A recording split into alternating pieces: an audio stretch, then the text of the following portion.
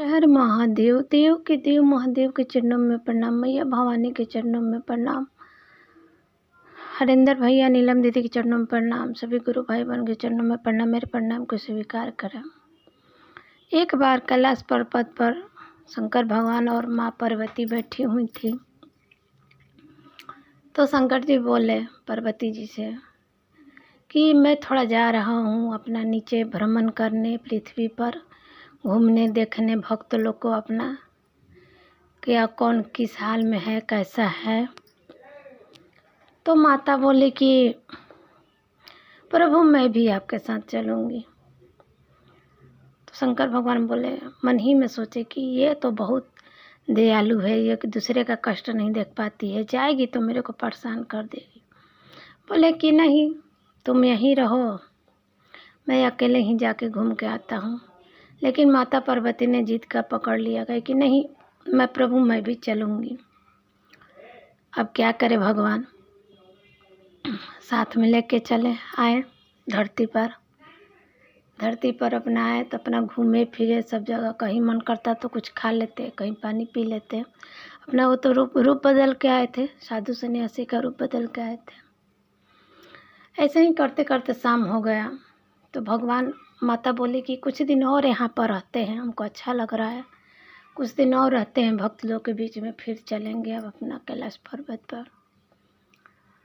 तो शंकर भगवान बोले कि ठीक है। एक पीपर का पेड़ था, वहीं पर वो लोग अपना रात गुजारे, सो गए, वहीं पर रह गए। सुबह हुआ तो वो दोनों को, ये लोग तो साधु के रूप में था, जो भी आता जाता इनको देखता। तो शंकर भगवान बोले पार्वती जी से कि हे पार्वती, जब यहीं रहने का मतलब सोच रही हो तो एक तुम्हारे लिए मड़ी घर कुछ बना देते हैं। यहाँ पर सोई है हम लोग, तो लोग आते जाते देख रहे हैं तो अच्छा नहीं लग रहा है। तो माता गौरा बोले कि ठीक है बना दीजिए, 2-4 दिन रहना है तब तक, कुछ दिन के लिए। वही अपना पीपर के वृक्ष के नीचे शंकर जी बोले कि ठीक है, मैं कुछ आदमी को, किसी आदमी को गांव से बुला के लाता हूँ, तभी तो बनेगा मड़ई। गए गांव में, वहाँ पास में गांव था, गए वहाँ पर। बोले कि एक आदमी से बोले कि भैया वहाँ पीपर के पास हमको एक मड़ई बनवाना है, चलिए थोड़ा मदद कर दीजिए आप लोग। तो जिससे बोले थे वो लोग नॉर्मल गरीब मजदूर आदमी ही था। तो बोला कि ठीक है आप चलिए, हम आते हैं। जब वो आया तो अपने साथ एक आदमी को नहीं, वो तो आया ही अपने साथ 8-10 और आदमी को लेके आया। अपना एकदम खूब सुंदर से जल्दी जल्दी लोग मड़ई बना दिया, सब मिल के बना के वो लोग चले गए। तो माता पार्वती बोली कि देखिए आप तो एक आदमी को बुलाने गए थे और वो लोग 10 आदमी आके आपका इतना जल्दी से मदद करके चल गए, आप उन लोग का मदद नहीं कीजिएगा। कोई मेहनत मजदूरी करता है, कोई कुछ करता है, कोई गरीब है, कोई खेत में मजदूरी करता है, कोई दुकान पर मजदूरी करता है। उन लोग को इतना धन संपत्ति दे दीजिए कि वो लोग आराम से रहे। शंकर भगवान बोले कि देखो गौरा, मैं तो दे दूंगा धन संपत्ति, लेकिन उसके आगे क्या होगा तुम देख लेना। देखो धरती पर मनुष्य कैसे हैं, कैसे कैसे मने विचार के हैं। हर तरह के मनुष्य हैं और हर कोई अपने कर्म के अनुसार ही यहाँ पर जी रहा है। कोई गरीब है तो भी अपने कर्म के अनुसार, अगर अमीर है तो अपने कर्म के अनुसार ही। फिर भी माता बोले कि नहीं, आप देख के देखिए ना क्या होता है। तो भोले शंकर बोले कि ठीक है, तुम्हारे कहने के अनुसार एक दिन मैं एकदम सबको बराबर कर देता हूँ। जो अमीर है अमीर है, जो गरीब है उसको भी अमीर कर देता हूँ। बोली माता पार्वती की ठीक है कर दीजिए। एक दिन अपना एकदम सबको अमीर बना दिए, पूरा मोहल्ला टारी सबका हो गया एकदम खूब। और उनका जो मतलब था तो झोपड़िए था। तो रात को खूब अंधड़ तूफान आया, तो सब तो लोग अपना महल मटारी में सोया हुआ था, अमीर कर दिए थे। तो और इस शंकर पार्वती जी जो मड़ई में सोए हुए थे, तो उसका ऊपर का जो छज्जी होता है उड़ गया। जैसे आंधी में, बहुत तेज आंधी आया था तो छज्जी में उड़ गया। तो माता सुबह हुआ तो शंकर भगवान बोले कि जाता हूँ मैं, उस दिन जिसको बोल के आया था उसी को लेके आता हूँ कि थोड़ा मेरा छज्जी ठीक कर दे।